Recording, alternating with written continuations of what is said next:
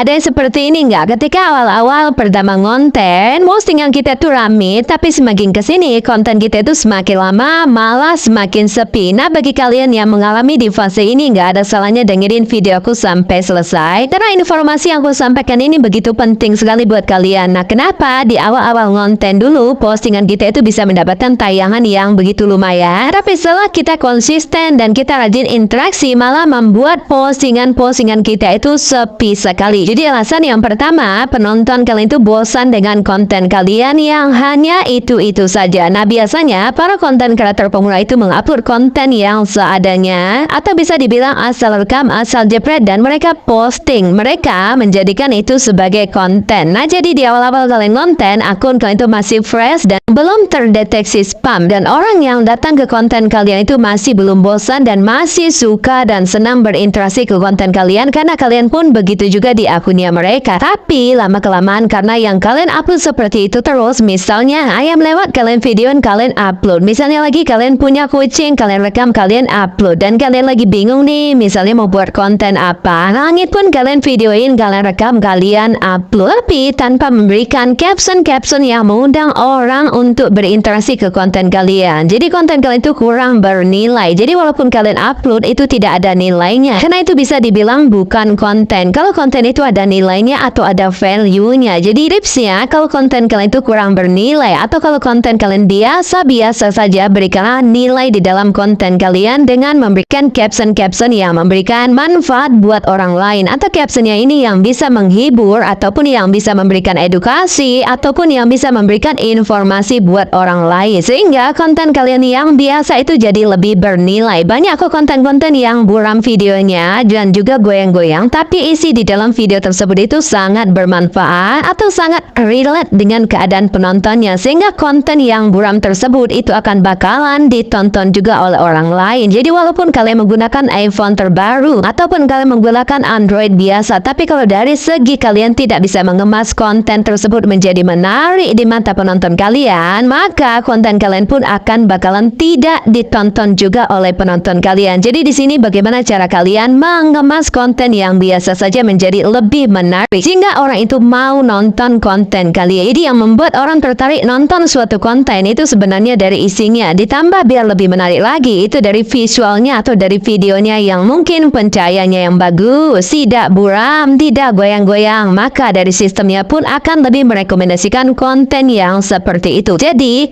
alasan yang pertama sudah jelas ya, dari konten kita sendiri. Kenapa semakin hari kok semakin sepi? Berarti yang harus kita lakukan, kita harus mengevaluasi konten-konten kita. Harus ada perbaikan di dalam konten kita. Misalnya dari segi cara kita menyampaikan di dalam video tersebut harus kita perbaiki. Dari segi videonya yang mungkin kurang pencahayaannya, ketika kita membuat video di dalam ruangan, sebaiknya kita berikan pencahayaan tambahan. Atau misalnya video kita itu terlalu goyang-goyang, nah kita perbaiki cara membuat videonya agar tidak terlalu goyang-goyang, sehingga orang itu nyaman nonton konten kita. Alasan yang kedua ya, dari perilaku kalian sendiri di Facebook. Jadi walaupun kalian sudah konsisten setiap hari, sudah rajin interaksi ke konten-konten kreator lain, mengenalkan diri kalian kepada konten kreator lain, misalnya dengan SKSD, dengan rajin interaksi menyapa konten kreator yang mungkin lewat di beranda kalian. Tapi kenapa postingan-postingan kalian masih saja sepi? Ya karena itu, kalian itu terlalu sibuk berinteraksi, sibuk mengenalkan diri kalian, sehingga apa yang kalian lakukan itu dianggap berlebihan oleh sistemnya dan akhirnya akun kalian terdeteksi spam. Kenapa sih suatu akun dianggap spam? Karena suatu akun tersebut itu melakukan aktivitas-aktivitas yang terlalu berlebihan dan itu dianggap mencurigakan di Facebook. Biasanya kita itu akan mendapatkan notifikasi pembatasan, tapi sebagian banyak dari kalian mengabaikan notifikasi tersebut. Contohnya melakukan interaksi yang berlebihan, follow berlebihan, dan saling mengunjungi terlalu berlebihan. Baik itu terlalu sering menabur bintang tanpa melihat kontennya terlebih dahulu. Dan yang paling sering dilakukan oleh para pemula biar dianggap berinteraksi oleh orang lain itu sering komentar atau sering interaksi tanpa melihat kontennya terlebih dahulu. Jadi jangan kalian bohongi sistemnya, karena sistemnya bisa mendeteksi detik keberapa kalian itu berkomentar, detik keberapa kalian like, detik keberapa kalian share. Bahkan kalian sudah berkomentar langsung kalian scroll lagi tanpa kalian melihat isi videonya. Jadi sistemnya ini nggak bisa kalian bohongi. Jadi guys, apapun yang kalian lakukan di Facebook yang terlalu berlebihan, maka akun tersebut akan dideteksi sebagai akun spam. Jadi kalau akun kalian sudah sudah terdeteksi sebagai spam. Ketika kalian mengupload konten yang menarik, tetap postingan kalian akan berada di peringkat terbawah setelah kalian mengupload konten. Jadi penyebaran konten kalian itu tidak maksimal karena rekomendasi konten kalian saja dikurangi oleh pihak Facebook. Itu dianggap kecurangan oleh pihak Facebook, sehingga hukumannya itu dikurangi rekomendasi konten-kontennya. Yaitu juga tingkat spam yang paling parah yaitu shadow ban. Kalau upload konten tapi konten kalian itu tidak terlihat oleh orang lain karena postingan kalian itu tidak muncul di berandanya orang lain. Nah, jadi alasan yang pertama tadi dari segi konten kita sendiri, dan yang kedua dari segi perilaku kita sendiri di Facebook. Nah, kedua hal ini sangat mempengaruhi sekali perkembangan akun kalian. Jadi tetap perbaiki, yang paling penting jaga perilaku kalian sendiri di Facebook.